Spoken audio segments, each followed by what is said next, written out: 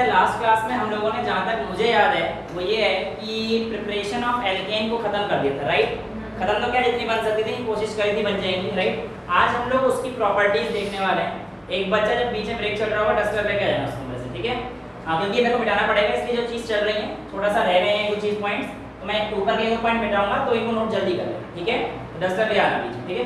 Well, start करेंगे आज physical properties of alkanes, यानी कि एल्केन्स की क्या फिजिकल प्रॉपर्टीज हैं, फिर केमिकल प्रॉपर्टीज की तरफ जाएंगे और उतने में ही आज का लेक्चर ओवर हो जाएगा, ठीक है। स्टार्ट करते हैं सबसे पहले फिजिकल प्रॉपर्टीज की। तो एल्केन के फर्स्ट 4 मेंबर जो हैं, यानी कि मीथेन, इथेन, प्रोपेन और ब्यूटेन, ये 4 मेंबर है बेटा। ये 4 मेंबर हमारे पास कैसे होते हैं, गैसियस, जिनका कोई कलर नहीं होता, जिनका कोई अडर नहीं होता, ना तो सूंघने में कुछ दिखते हैं ना दिखाई देते, ठीक है। नेक्स्ट हमारे पास जो आगे के हायर मेंबर हैं, यानी कि 5 से लेकर और 17 तक, वो हमारे पास कैसे होते हैं, लिक्विड रहते हैं।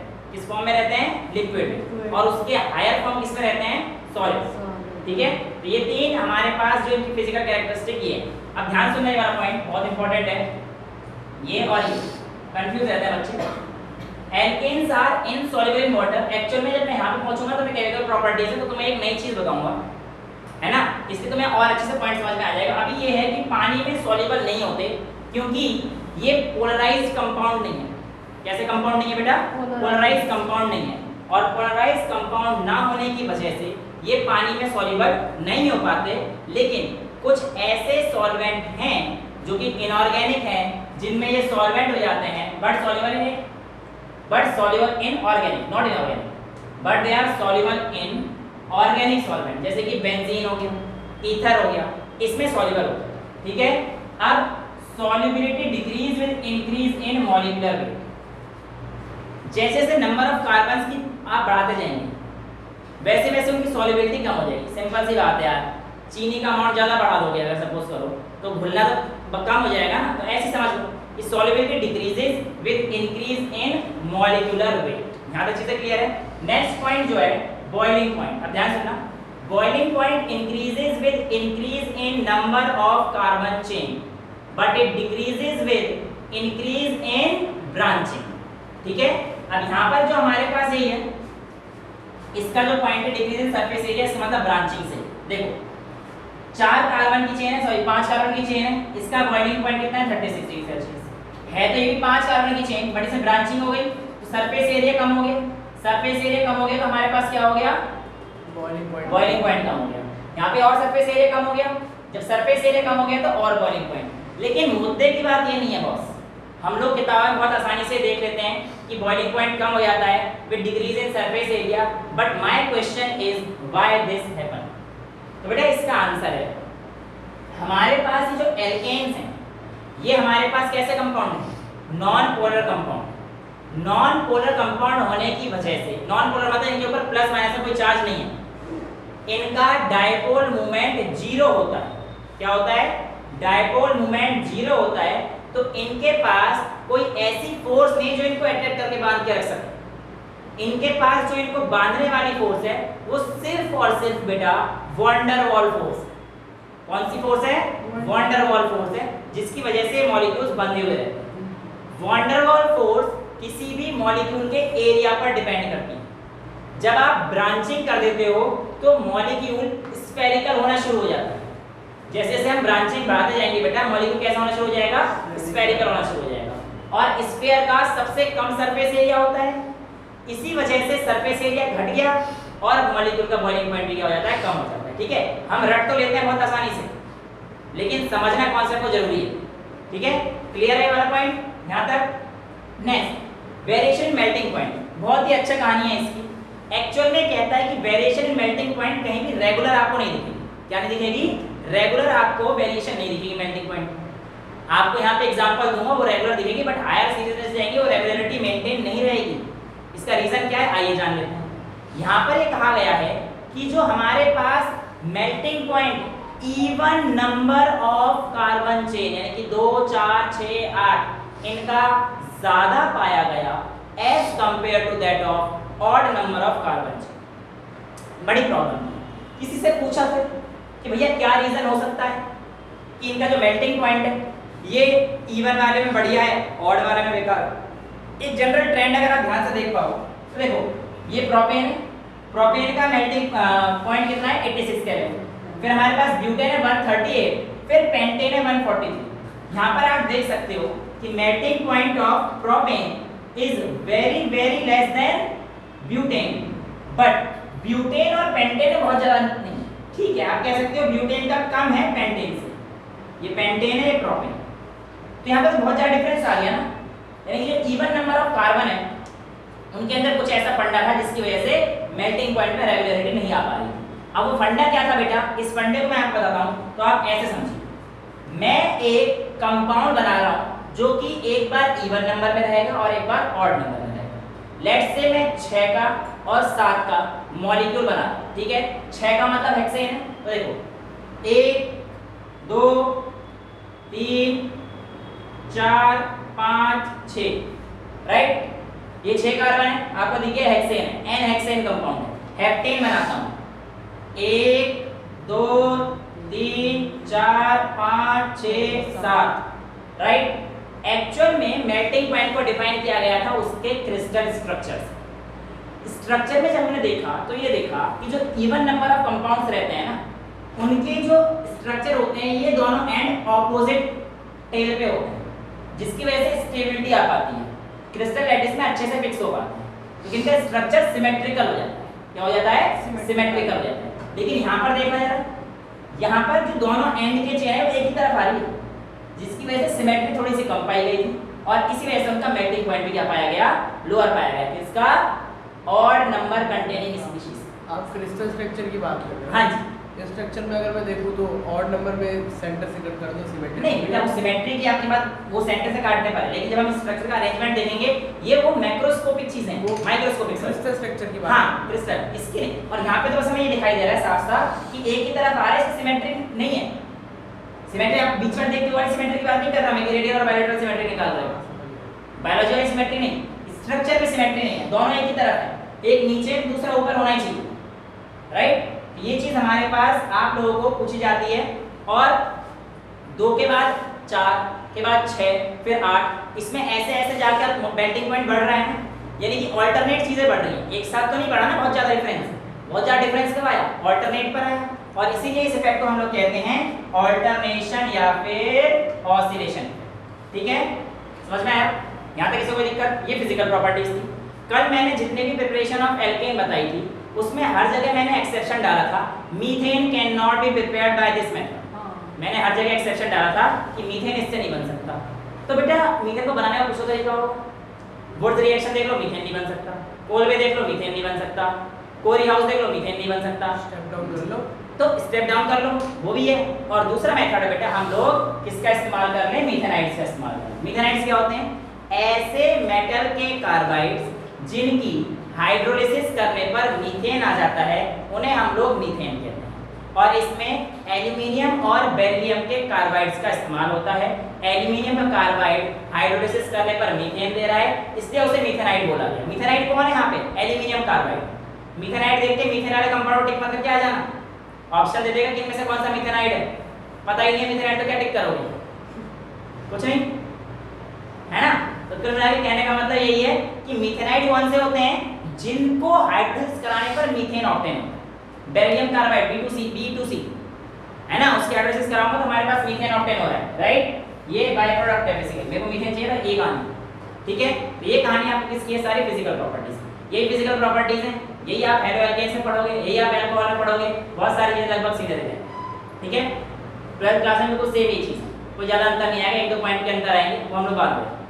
Well moving towards the chemical properties of alkene, इसके बारे में बात करूंगा बेटा मैं। केमिकल प्रॉपर्टीज बहुत ही इंपॉर्टेंट है, सारे क्वेश्चन जो भी आएंगे सब कुछ जनरली ज्यादातर किससे आते हैं? केमिकल प्रॉपर्टीज से। ठीक है, साफ साफ दे रखा है, alkanes are inert and extremely stable. यहाँ पर देखिए why they are extremely stable, reason है क्योंकि उनके पास सिर्फ 2 ही तरीके के बॉन्ड है, एक तो CC बॉन्ड है और एक CH बॉन्ड है।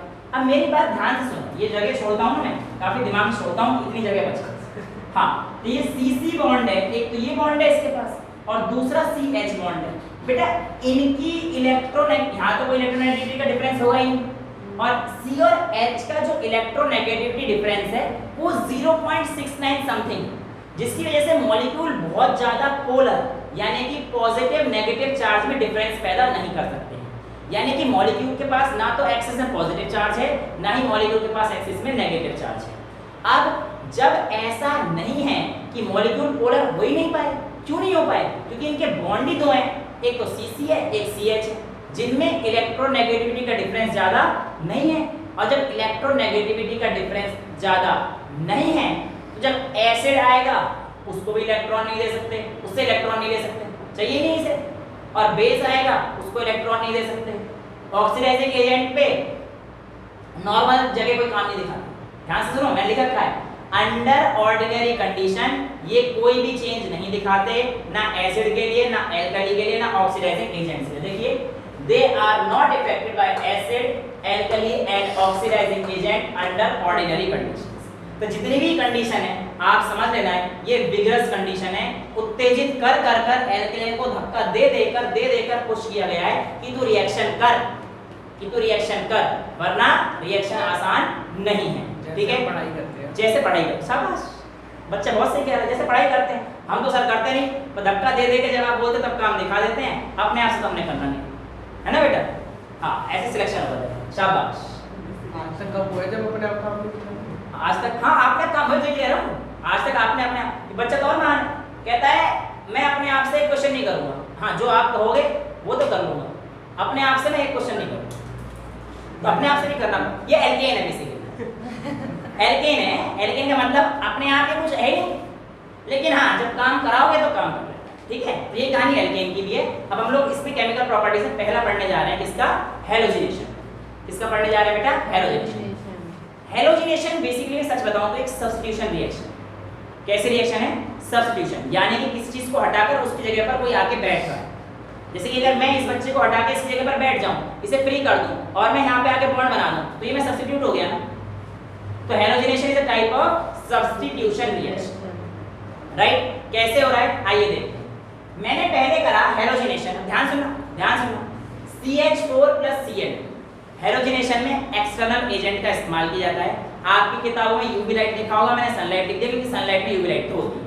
ठीक है, देखिए CH4 और Cl2 की प्रेजेंस में जब मैंने अल्ट्रावायलेट रेज फेंकी तो HCl तो बाहर निकल गया। देखो यहाँ से एक H गया, यहाँ से एक Cl गया, यहाँ पे क्या बचेगा? CH3 और एक Cl यहाँ पे बचा, तो CH3Cl बन जाएगा। ठीक है, ये रिएक्शन यहीं तक रुक सकती थी, लेकिन मैंने अभी क्लोरीन एक्सिस में ले रखा है। क्या एक्सिस में ले रखा है?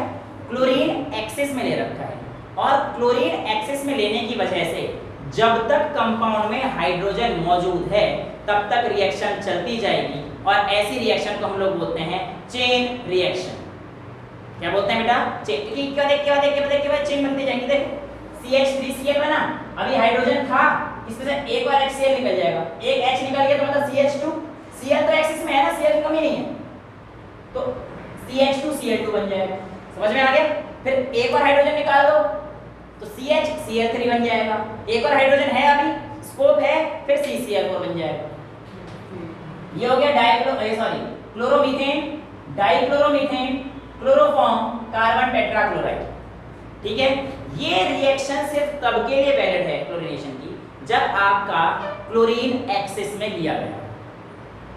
अगर आपको एक ही स्टेप में सिर्फ ये चाहिए तो आप मीथेन को एक्सिस में ले लीजिएगा। मैंने बोल रखा है अगर क्लोरीन एक्सिस में है CCl4 मेजर प्रोडक्ट होगा, अगर मीथेन एक्सिस में है CH3Cl मेजर होगा।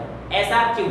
आइए जानिए। एक्चुअल में क्या होता है? क्लोरीन एक्सिस, ध्यान सुनो बेटा, जब क्लोरीन एक्सिस में, इसको उड़ा दो, तुम्हें समझ में आई क्या? यहीं पे समझा सकता हूं बस, बाकी सारी चीजें है ना। जब क्लोरीन एक्सिस में है तब क्या कहानी होगी? देखो, क्लोरीन एक्सिस में होगा तो क्लोरीन के फ्री रेडिकल्स घूमते रहेंगे।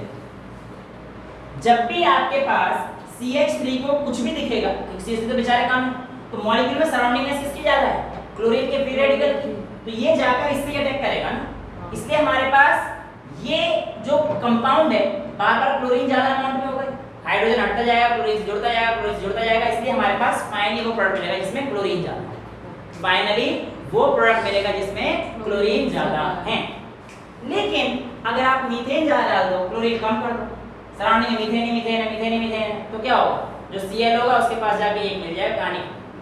ठीक है, तो CH4 अगर एक्सिस में होगा तो हमारे पास क्या आ जाएगा, CH3Cl मिल जाएगा। ये स्टेप रिएक्शन हो जाएगी।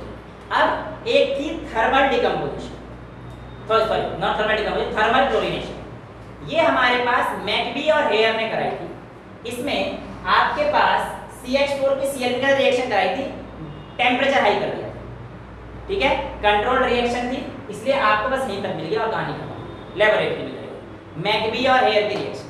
ठीक है, ये भी है हेलोजेनेशन, राइट। अब देखो, मैंने बोला it take place by free radical mechanism. Free radical मतलब जब कंपाउंड में, ध्यान से देखिए बेटा, बॉन्ड टूटता है, एक्चुअल में इस बॉन्ड का मतलब है कि ये जो इलेक्ट्रॉन है यहाँ पर, ये दो इलेक्ट्रॉन की शेयरिंग है। अगर ये बॉन्ड टूटेगा तो एक इलेक्ट्रॉन फ्री इस पे आएगा और दूसरा फ्री इलेक्ट्रॉन इस पे, यानी कि एक इलेक्ट्रॉन का होना किसी स्पीशीज के ऊपर, उसके ऊपर फ्री रेडिकल को दर्शाता है, राइट। अब फ्री रेडिकल मैकेनिज्म से होता है कैसे, इनिशिएशन मतलब होता है रिएक्शन का स्टार्ट होना। रिएक्शन का स्टार्ट होता है Cl2 के बॉन्ड के टूटने के साथ। Cl2 का मतलब एक Cl एक Cl, बॉन्ड तोड़ दो, इधर क्या रहेगा, Cl का फ्री रेडिकल, इधर क्या रहेगा, Cl का फ्री रेडिकल। तो यहाँ पर देखिए Cl2 को HU में डाला, सनलाइट में देख रहा था UV लाइट, तो Cl के फ्री रेडिकल बन गए, मीथेन था। अब होगी चेन रिएक्शन, इसको हम लोग बोलते हैं प्रोपोगेशन। क्या बोलते हैं, प्रोपोगेशन। अब ध्यान सुनना इस स्टेप में क्वेश्चन आया हुआ है इस स्टेप के ऊपर। देखो, प्रोपोगेशन दो तरीके से पॉसिबल है। पहला, CH4Cl में से एक H यहाँ से हट जाए तो CH3 का फ्री रेडिकल बचेगा और ये जो H बच जाए HCl के साथ चला जाएगा। एक कहानी ये पॉसिबल है। दूसरी कहानी ये पॉसिबल है कि जो हमारे पास CH4 है, इसमें H का फ्री रेडिकल बच जाएगा और Cl आगे से मतलब CH3Cl बन गया और H का फ्री रेडिकल। तो एक पॉसिबिलिटी तो ये CH3 का फ्री रेडिकल और एक पॉसिबिलिटी है H का फ्री रेडिकल, क्योंकि फ्री रेडिकल तो एक के पास ही रह सकता है। तो हम लोग कौन से स्टेप को फॉलो करेंगे, पहले या दूसरे? वाई उसमें ज्यादा क्या है, रेडिकल। रेडिकल तो एक ही है। और कोई आंसर है? हाँ जी, अनस्टेबल। हाँ, कौन सा? एग्जैक्टली बेटा, जो दूसरा स्टेप है इसमें H प्लस का मतलब H का फ्री रेडिकल बहुत ही अनस्टेबल है, इसीलिए प्रोपोगेशन में ये वाली दूसरी रिएक्शन दिखाई है ये नहीं होती है और इस रिएक्शन से रिएक्शन आगे बढ़ती है। वेरी गुड, ठीक है। केवल एक ही पॉइंट था कि H का जो फ्री रेडिकल है अनस्टेबल होता है, इसलिए रिएक्शन नहीं होती, ये रिएक्शन प्रोसीड होती है। अब हमारे पास क्या मिल गया, देखो CH3 का फ्री रेडिकल है, Cl का फ्री रेडिकल है, तो होगा क्या, CH3 के फ्री रेडिकल Cl2 के और टूटेंगे, CH3Cl मिलता चला जाएगा और Cl के फ्री रेडिकल और जनरेट हो जाएंगे और फाइनली टर्मिनेशन होती है जब आपके फ्री रेडिकल कंज्यूम हो जाते हैं। प्रोपोगेशन में तो चेन लंबी चलती जा रही है, टर्मिनेशन होता है जब फ्री रेडिकल आगे कंज्यूम होना शुरू हो जाते हैं तो आपके रिएक्शन टर्मिनेट हो जाते हैं। तो Cl का फ्री रेडिकल भी है, CH3 के फ्री रेडिकल भी है, दोनों को जोड़ दो, बॉन्ड बनाते जाओ, काम खत्म हो जाता है। CH3 के बॉन्ड बन गए तो आपके पास ये तो फ्री रेडिकल खत्म हो गया। CH3 और Cl दोनों फ्री रेडिकल थे, बॉन्ड बना दो, एल्केन भी मिल गया, एल्काइल हैलाइड भी मिल गया। इस तरीके से हमारे पास काम, ठीक है। जिस तरीके से देखो हमारे पास हेलोजेनेशन वर्ड यूज किया है। हेलोजन जनरली हम लोग जो पढ़ेंगे ग्रुप 17 के मेंबर्स हैं। ग्रुप 17 के मेंबर कौन कौन से हैं, फ्लोरीन, क्लोरीन, ब्रोमीन और आयोडीन, राइट। और भी हैं एसिटीन वगैरह, लेकिन अभी मेरे को सिर्फ 4 पढ़ना। जिस तरीके से क्लोरीन रिएक्ट करता है बेटा, सेम उसी तरीके से ब्रोमीन भी रिएक्ट करता है। जिस तरीके से क्लोरीन रिएक्ट करेगा उसी तरीके से सेम ब्रोमीन भी रिएक्ट करेगा। लेकिन रुको, क्लोरीन बहुत तेजी से रिएक्ट करता है, ब्रोमीन सोच समझ के रिएक्ट करता है। क्लोरीन ऐसा है कुछ भी दे दे भाई मैं तो ले लूंगा। एक लड़का होता है ना, हाँ मतलब कुछ भी दिला दे, मतलब समझ रहे हो ना, कहावत हूं मैं, कोई भी चलेगी, मैं बंदी चाहिए।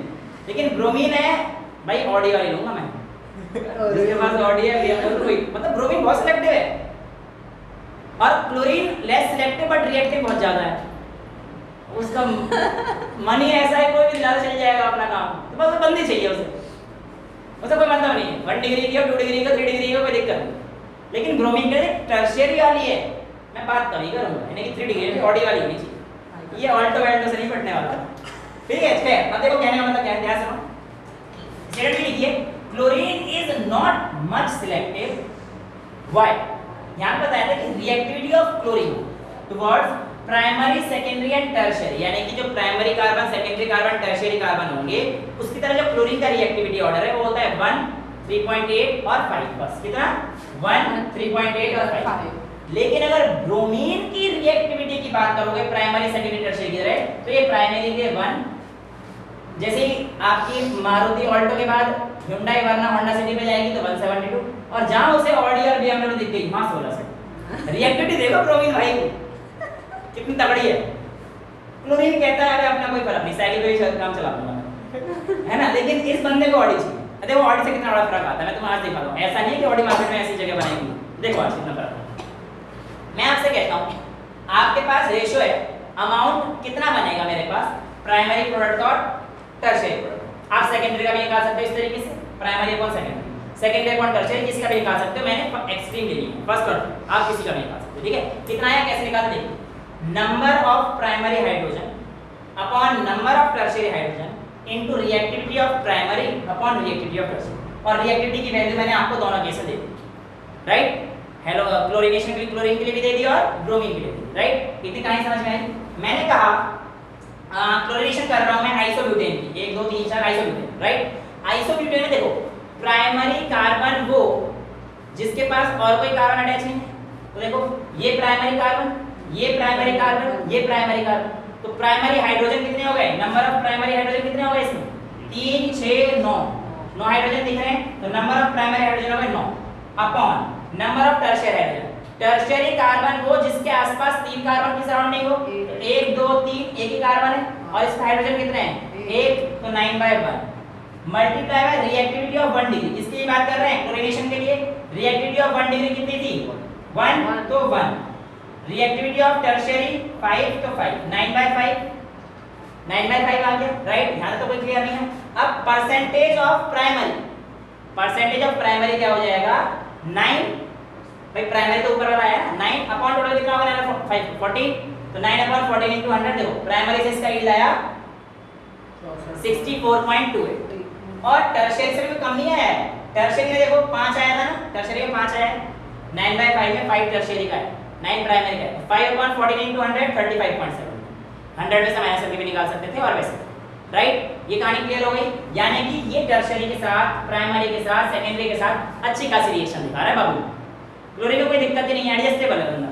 लेकिन ब्रोमीन का देखना, ब्रोमिनेशन के लिए परसेंट पहले यहाँ पे क्या किया है, number of primary hydrogen 9, number of tertiary hydrogen 1 into reactivity of primary hydrogen 1, reactivity of tertiary hydrogen 1600, right. तो कितना आ गया 9 में 600 यानी कि 9 किसके लिए है प्राइमरी के लिए, 600 किसके लिए टर्शियरी के लिए। टोटल कितना हो गया 1609। प्राइमरी के लिए देखते हैं 9 बाय टोटल इनटू 100 0.055। वापस आना है टर्शियरी के लिए 1600 बाय 1609 इनटू 100 99.45। इसीलिए कहते हैं कि ब्रोमीन तो बहुत सिलेक्टिव है, चुन चुन के कदम रखता है। ऐसा नहीं कोई भी दिख गया चला गया ना, स्टेटस है ब्रोमीन भाई का, स्टैंडर्ड्स हैं भाई के। भाई से पूछ लो, जानता ही नहीं, भाव नहीं देता किसी को। हाँ तो देखो, लेकिन क्लोरीन है ये कोई क्लोरीन सब देखे तो सही कोई बाकी हैं क्या मैं अभी आ गया, मेरा तो आ गया ये रहा वेरी रिएक्टिव कोई आग लगा देगा, आग लगा देंगे, आग लगा देंगे। क्या कह रहा है लड़का ही काम चल जाएगा। अबे भाई मुझसे दूर बैठाया करो इसे, वहां पे पीछे जाके करो। चलो इधर देखो आयोडीनेशन फॉर आयोडीनेशन। आयोडीनेशन की बात करते हैं, ध्यान सुनना। मैंने क्या बोले 4 हाइड्रोजन को पढ़ाऊंगा, फ्लोरीन क्लोरीन ब्रोमीन आयोडीन को पढ़ाऊंगा। अब मैं किस पे आ गया हूं बेटा आयोडीनेशन के लिए। आयोडीनेशन के लिए ध्यान सुनना, रिएक्शन में मेरे पास जो HI बनता है, क्या बनता है HI बनता है। मैंने आपको लास्ट क्लास में पढ़ाया था कि ये रिएक्शन को पीछे ले जाता है, कि वापस से एल्काइल हैलाइड दे देता है, राइट। तो ऐसी स्ट्रॉन्ग रिएजेंट्स दिए जाते हैं, आयोडिक एसिड ले लो, नाइट्रिक एसिड ले लो, मर्क्यूरिक ऑक्साइड ले लो, ये सारे रिएजेंट्स दिए जाते हैं ताकि जो हमारे पास रिएक्शन में HI बना है उसको कंज्यूम कर ले और वापस से एल्काइल हैलाइड ना करे। एल्काइल हैलाइड मतलब RI, वो ना, क्योंकि वापस से वही मिल गया, फिर हमारा फायदा क्या हुआ? तो उसको कन्वर्ट कर देता है आयोडीन और वाटर। देखो ना, CH4I2 को मैं HiO3 की प्रेजेंस में करा, क्यों करा रहा हूं ये देख रहे हो, क्योंकि यहाँ पे मेरे को CH3I प्लस HI मिलता है। अब ये HI इसके साथ रिएक्ट करके वापस से एल्केन दे सकता है, I2 अलग निकल जाएगा, CH4 निकल जाएगा।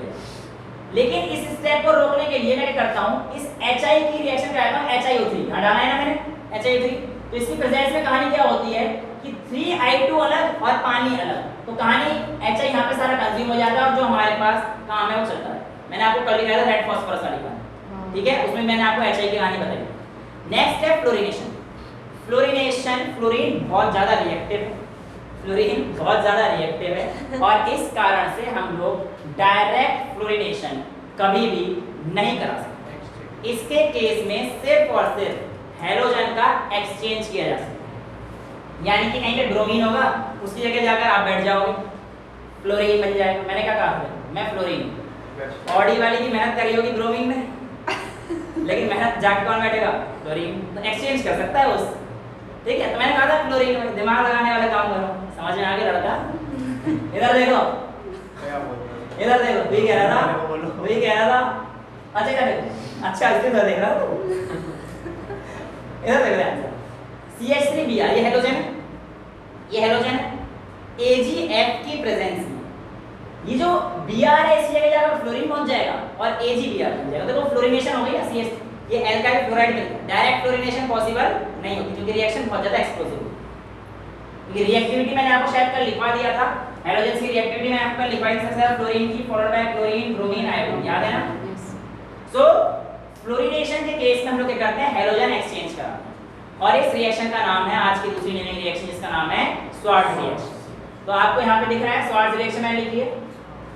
इसके अलावा AgF के अलावा हम लोग Hg2F2, SbF3 और COF कोई सी भी रिएक्शन को इस्तेमाल कर सकते हैं, यानी कि रिएजेंट यहाँ पे कोई सा भी इस्तेमाल कर सकते हैं।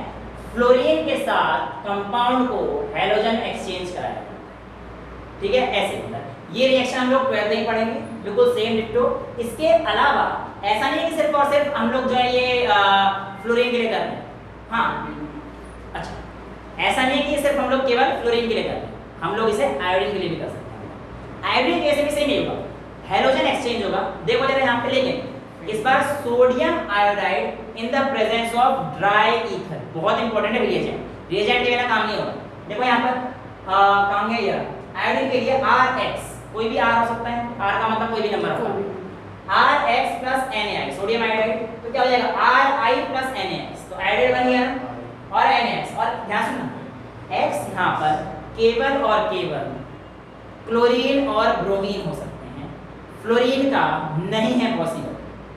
यहाँ पे आप फ्लोरीन लेकर छोड़ेगा ही नहीं हो, क्यों?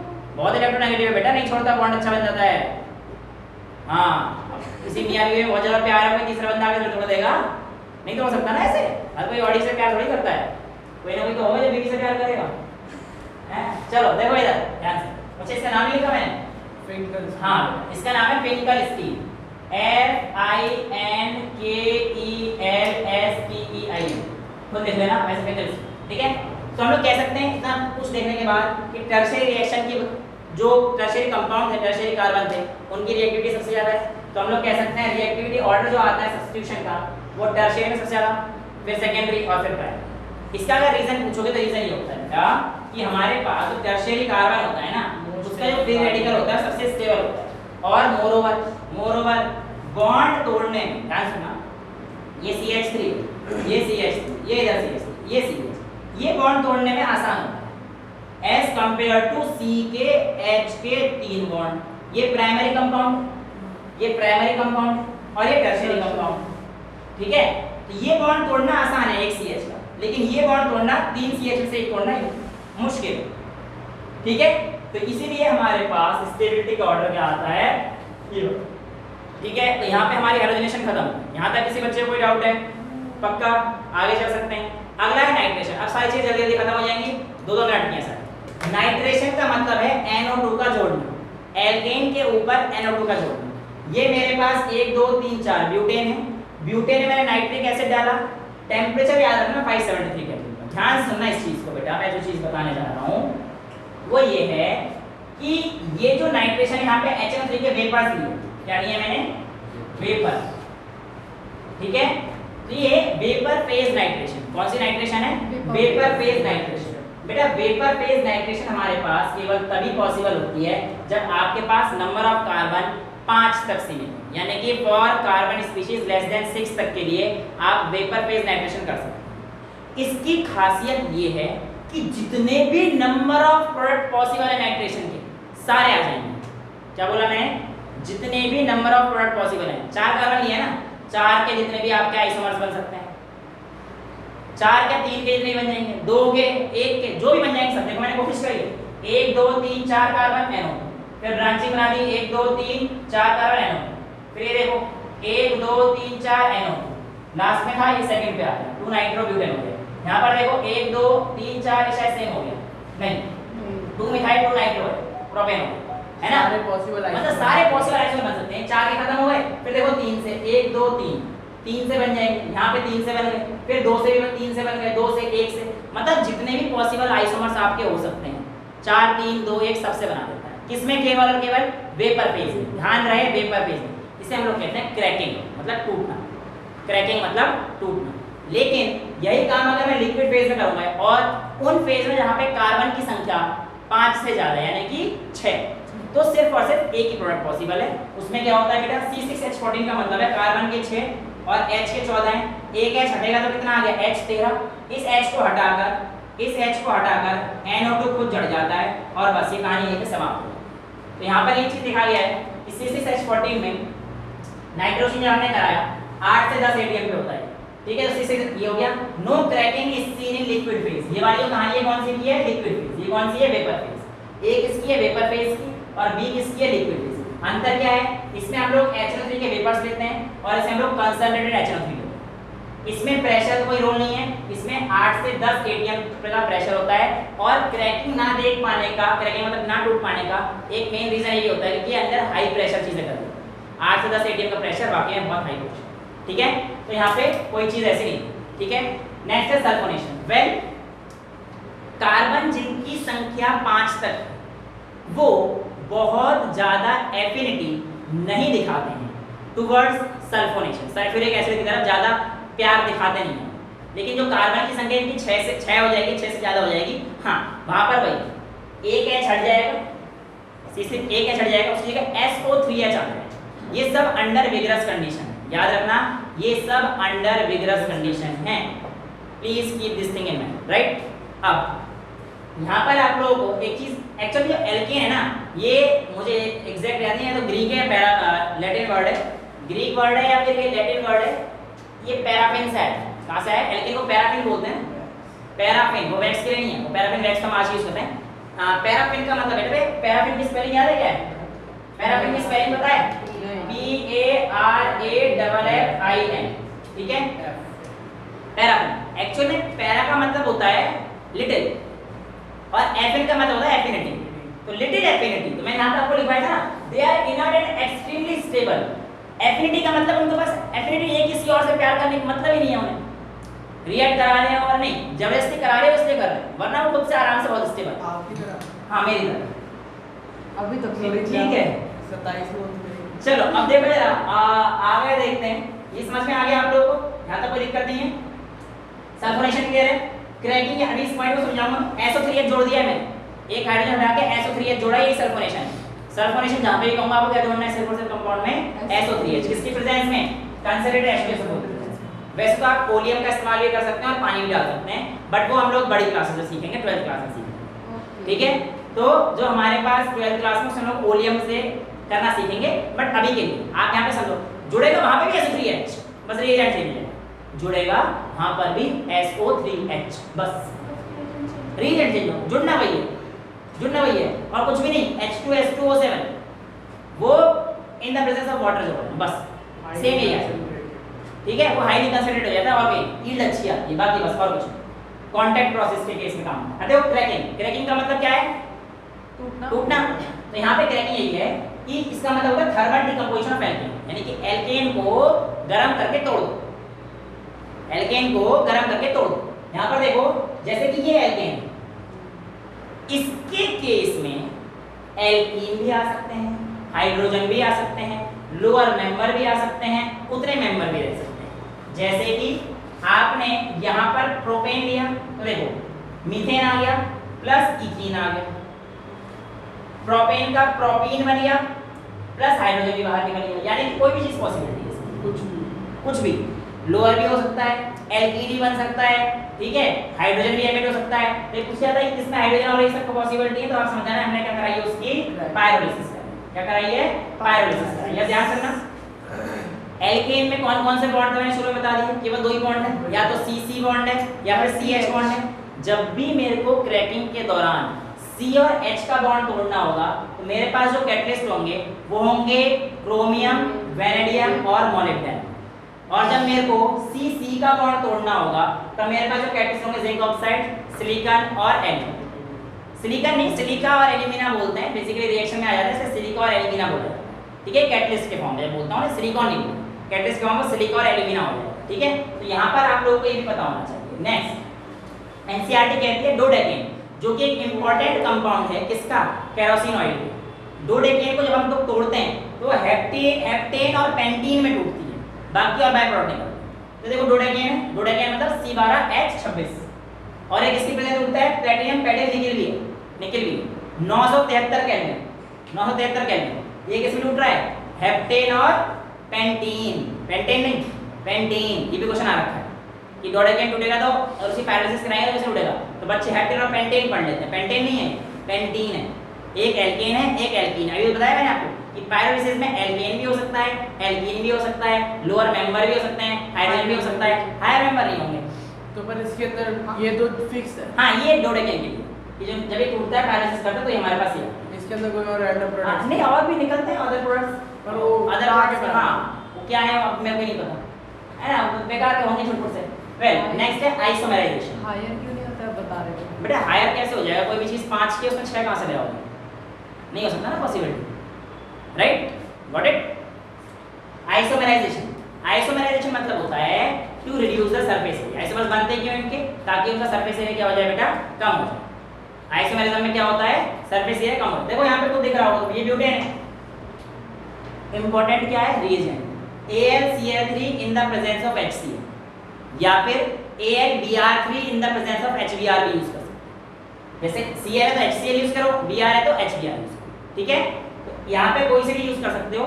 प्रेशर काफी हाई है, आपको दिख रहा होगा 35 atm का, 200 डिग्री सेल्सियस जब हम करते हैं तो ये ब्यूटेन प्रोपेन बन गया यार, प्रोपेन बन गया, 2 मिथाइल प्रोपेन बोल लो, कुछ एरिया कम हो गया। तो आइसोमेराइजेशन इसलिए कराई जाती है ताकि उसका एरिया कम हो जाए। This reaction is very useful, very useful in petroleum industry, क्योंकि पेट्रोलियम इंडस्ट्री में जितनी ब्रांचिंग ज़्यादा अच्छी आएगी उतना अच्छा आपके लिए पेट्रोल होगा। अभी कौन सा पेट्रोल कैसे यूज होता है वो हम लोग अभी देखेंगे थोड़ी, ठीक है। वेल ये आइसोमेराइजेशन हो गई। अब देखो 3 चीज थी, सल्फोनेशन, नाइट्रेशन और पायरोलिसिस। ये तीनों के तीनों फ्री रेडिकल मैकेनिज्म शो करते हैं। और फ्री रेडिकल मैकेनिज्म कैसे बनते हैं मैंने आपको यहाँ पे समझा दिया। और फ्री रेडिकल क्या होती है पूरा एक्सप्लेनेशन मैंने दे रखा है आपको, पूरा फ्री रेडिकल के ऊपर एक लेक्चर है, ठीक है, some basic concepts of organic chemistry का पूरा लेक्चर है उसमें। और यहाँ पे मैंने समझा दिया दोबारा से फ्री रेडिकल, ठीक है। वेल ये जो रिएक्शन है आइसोमेराइजेशन में, इसमें पूरा का पूरा तो मिथाइल शिफ्ट हो जाता है या फिर हाइड्राइड शिफ्ट होता है। और 1 से 2 पोजीशन मैंने ये क्वेश्चन भी करा रखे हैं आपको, 1 to मिथाइल शिफ्ट और 1 to हाइड्राइड शिफ्ट वाले, याद करिए ये भी मैंने आपको करा रखे थे, मिथाइल शिफ्ट और हाइड्राइड शिफ्ट। तो जो आइसोमेराइजेशन होती है उसमें भी 1 पे हो। एक्चुअल में क्या हुआ कि यहाँ से मिथाइल उड़ के यहाँ आ गया, जो 1 से 2 पे आ गया तो ये हो गया 1 to मिथाइल, ठीक है। तो ये कहानी इसमें भी होती है। अब आइसोमेराइजेशन तक चीजें रुकती नहीं है, आइसोमेराइजेशन के बाद भी रिफॉर्म होती हैं और फिर एरोमेटाइज होती हैं। एरोमेटाइज मतलब बेंजीन रिंग की फॉर्म में आने की कोशिश करती हैं और उसमें सक्सेसफुल भी हो जाती हैं। एक्चुअल में ये जो मेरे पास N-हेक्सेन, ध्यान सुनना, एरोमेटाइजिंग रिएजेंट आपको याद होना चाहिए क्रोमियम ऑक्साइड और एल्यूमिनियम ऑक्साइड, ठीक है। ये जो आपके पास रिएक्शन है हेक्सेन की, एरोमेटाइजेशन करने पर क्या आ जाएगा बेंजीन, लेकिन ये डायरेक्ट नहीं होता। एनसीईआरटी या फिर कुछ किताबें डायरेक्ट लिख रखा है, ये डायरेक्ट बेंजीन में कन्वर्ट हो गई। इसका स्टेप होता है बीच में जिसको हम लोग कहते हैं साइक्लाइजेशन। क्या बोलते हैं, साइक्लाइजेशन। जैसे मान लीजिए 7 कार्बन की चेन, देखो इसमें अपोजिट 6 हो गए, इसमें सेम है तो 7 कार्बन की चेन। पहले ये होगा आइसोमेराइज, आइसोमराइज होने के से सरफेस एरिया कम हो गया, मैंने ये तो बोला था आइसोमराइजेशन में क्या होगा कंपाउंड का सरफेस एरिया कम होगा।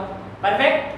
आइसोमराइज होने के बाद क्या होगा वो साइक्लाइज, क्या होगा बेटा साइक्लाइज। तो देखो आइसोमराइज का साइक्लाइज हुआ, साइक्लाइज प्रेजेंस में हुआ platinum in the presence of 780 kelvin. ठीक है, अब साइक्लाइज होने का मतलब है इसमें क्या आ गया आपका साइक्लाइक फॉर्म अटेन कर लिया। ठीक है, अब हेक्सेन की साइक्लिक फॉर्म क्या आती है साइक्लोहेक्सेन, इसकी क्या आएगी 1 मिथाइल साइक्लोहेक्सेन। अब इसमें से फिर एरोमेटाइजेशन कराया जाता है और इसमें हाइड्रोजन निकल जाता है और यहाँ पे क्या आ जाता है आपके पास टॉर्बिन। ऐसे अगर 8 का होगा कंपाउंड तो क्या आ जाएगा इधर भी CH3 आएगा, CH3 आएगा। ठीक है, तो इस तरीके से आपके एरोमेटाइजेशन होगी, यानी कि 7 कंपाउंड की होगी तो एक बेंजीन के ऊपर चेन लग जाएगी, बाकी बेंजीन रिंग बन जाएगी। 5 कार्बन की होगी तो कोई नहीं होगा, वो साइक्लोपेंटेन तक ही रह जाएगा और बाकी जो एक दो स्टेबल फॉर्म डबल बॉन्ड जहां पे लगना है कंपाउंड देख के पता करना। ठीक है, 5 कार्बन तक बस वो साइक्लिक फॉर्म में आता है, यही उसकी सबसे मिनिमम फॉर्म है। रिफॉर्मेशन अगर हाइड्रोजन के साथ हो रही है, यानी कि रिफॉर्म होगा ना यहाँ पे कंपाउंड पूरा, अगर हाइड्रोजन के साथ हो रही है तो हम लोग उसे क्या कहते हैं हाइड्रोफॉर्म, और प्लेटिनियम के साथ हो रही है उसे क्या कहते हैं प्लेटफॉर्म। ठीक है, यहाँ तक तो कोई दिक्कत नहीं है। अब इसके आगे जो आपके पास चीजें आती हैं वो हमारे पास क्या आती है बेटा, इसे हटा रहा हूं प्लीज। इसके आगे जो हमारे पास चीजें आती हैं वो आपके पास आती है बेटा कंबशन रिएक्शन ऑफ एल्कीन। क्या आता है कंबशन रिएक्शन ऑफ एल्कीन। देखो कंबशन की अगर मैं बात करता हूं तो कंबशन रिएक्शन में कोई ज्यादा बड़ा खेल नहीं है, बहुत ज्यादा बड़ा खेल नहीं है। एल्केन की जो कंबशन, जो आपके एल्केन है इनका कंबशन यानी कि ऑक्सीजन में कराएंगे तो इनकी जो कंप्लीट, ध्यान सुनना, इनकी जो कंप्लीट कंबशन होगी ये हमेशा CO2 और H2O और आप लोगों को एनर्जी देंगे। क्या देंगे? कार्बन डाइऑक्साइड, वाटर और एनर्जी।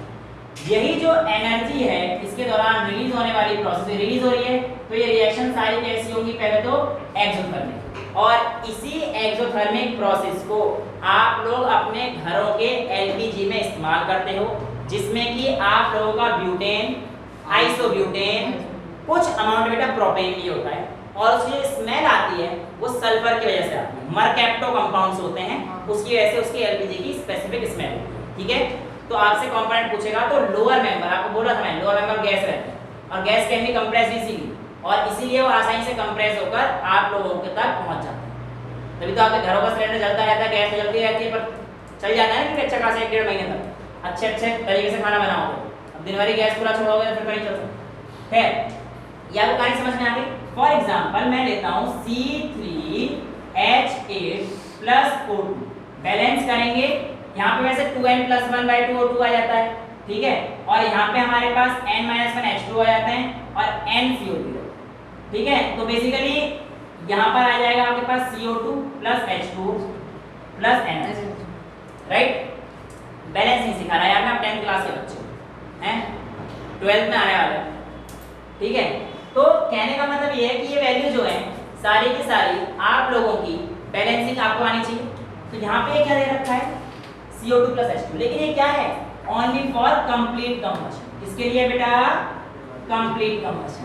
आपके पास प्रोसेस में इनकम्प्लीट कंबशन भी तो हो सकता है कि आपका जो कार्बन है पूरा कंबस्टिबल है ही नहीं।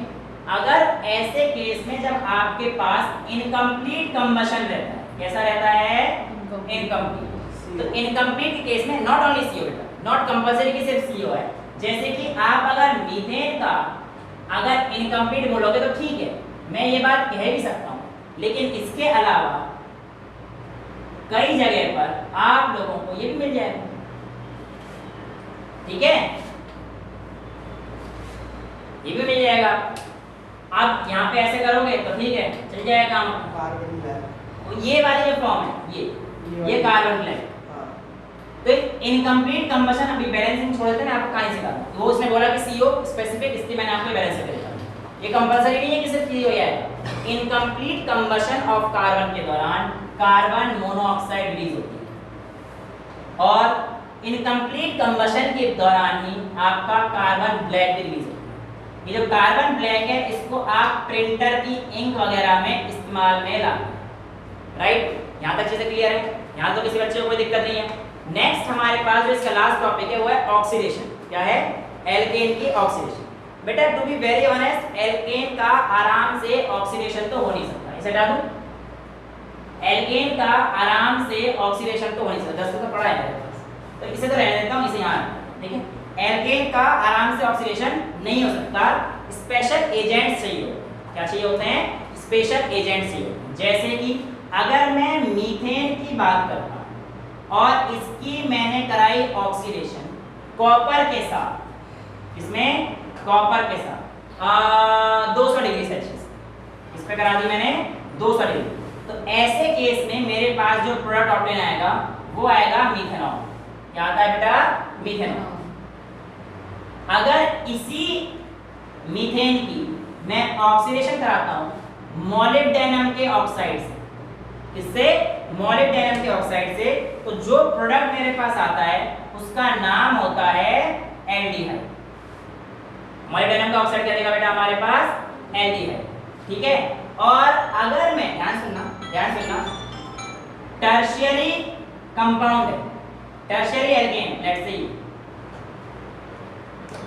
CH3 एक CH, इसकी अगर मैं ऑक्सीडेशन कराऊं और आपके पास KMNO4, ये अच्छा ऑक्सीडाइजिंग एजेंट है, तो बेटा इसकी प्रेजेंस में ऑक्सीडेशन करके ये टर्शियरी अल्कोहल दे देता है। यहाँ पे क्या आ जाएगा? H को रिप्लेस कर देगा, क्या कर देगा? इसे OH आ जाएगा, तो ये आ जाएगा आपके पास कुछ इस तरीके का कंपाउंड, तो ये इस तरीके से।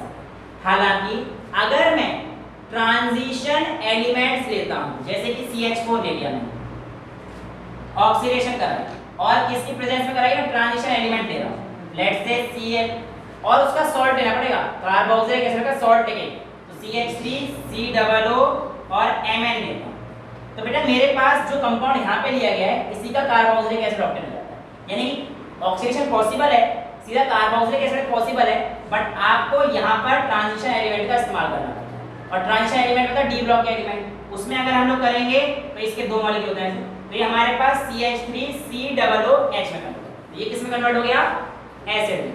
तो आप एल्केन को अल्कोहल में कन्वर्ट कर सकते हो, एल्डिहाइड में भी, अल्कोहल में दिखाई दिया ये तो स्ट्रांग ऑक्सीडाइजिंग एजेंट है, क्या ये डायरेक्ट है टर्शियरी है, ठीक है, और ये हमारे पास एसिड है, ठीक है।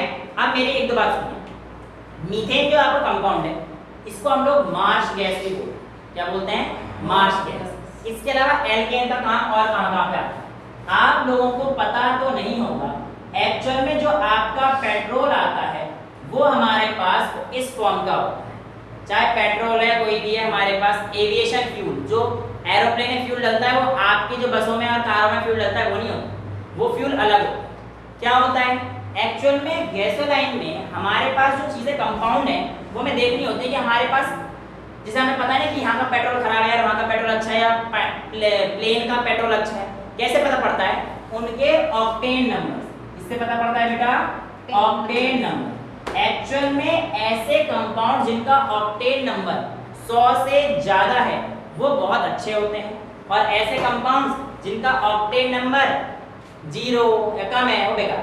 एग्जाम्पल देता हूँ, ध्यान सुनना इस चीज को, बस लास्ट है आज के लिए, कि ऑक्टेन नंबर पहले तो बता रहा हूँ आपको 8 कंपाउंड का बनता है, वो हमारे पास बनता है ये 5 का है compound straight chain 2,2,4 trimethyl pentane, simple सा नाम 2,2,4 ट्राइमिथाइल पेंटेन। अब H बैलेंस नहीं करना, इसको हम लोग क्या बोलते हैं? गैसोलीन। और इसका जो ऑक्टेन नंबर होता है हमारे पास कितना है? 100, ठीक है।